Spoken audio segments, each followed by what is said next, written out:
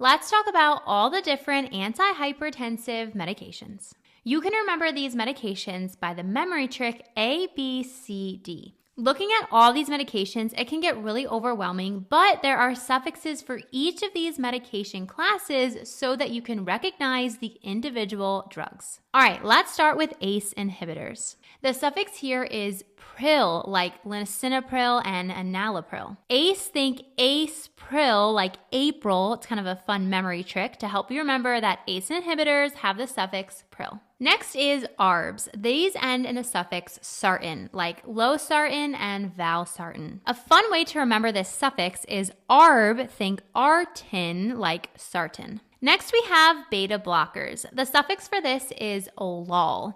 Examples are metoprolol and atenolol. A fun way to remember this suffix is beta blockers are funny, think LOL. Next is calcium channel blockers. These have two suffixes, dipine and zem. You can see how these individual medications have the suffix dipine and zem. Next, we have our digitalis. These are our cardiac glycosides. The suffix for this is oxin, like digoxin. A fun way to remember this is dig, think digitalis and digoxin. And lastly, we have diuretics. There are a few suffixes for this. We have ide, thiazide, and actone. Examples would be furosemide, hydrochlorothiazide, and spironolactone. These are the three classes of diuretics. Now, a fun way to remember which one is potassium sparing and which one isn't is to think spironolactone, think potassium sparing.